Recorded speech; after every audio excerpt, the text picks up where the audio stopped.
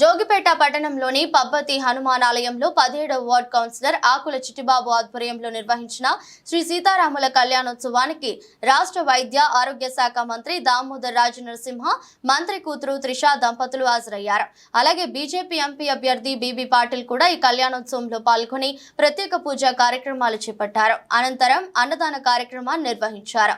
వీర హనుమానాలయంలో 12వ ward councillor K Nagaraju దంపతులు, doctor పులుగు వీణ దంపతులు, బలరాం రాజు దంపతులు కళ్యాణోత్సవం నిర్వహించారు. అక్కడ జరిగిన కళ్యాణోత్సవంలో కూడా మంత్రి దామోదర్ రాజు నరసింహ పాల్గొని పూజా కార్యక్రమాలు చేపట్టారు.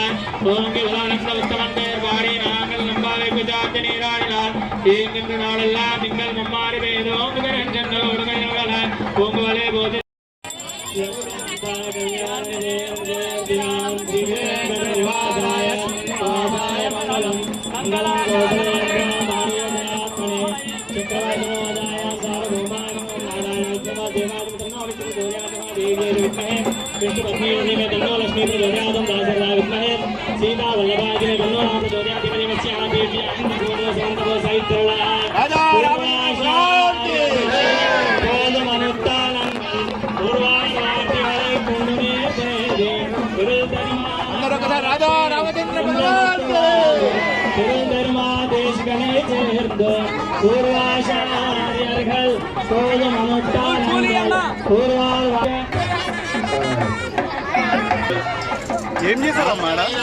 తెల్లటి ముత్యాలు స్వామివారి యొక్క పాదములపై కడిగి అవి నీలమైన శ్రవణ మీద తెల్లైన ముత్యాలు నీళ్ళకి మారిపోతాయన్నారు. కూడా స్వామివారి యొక్క కటాక్షాలు, కృపా కటాక్షాలు, అమ్మవారి యొక్క కృపా కటాక్షాలు ఈ యొక్క రాష్ట్రం పైన గొప్పగా ఉండాలని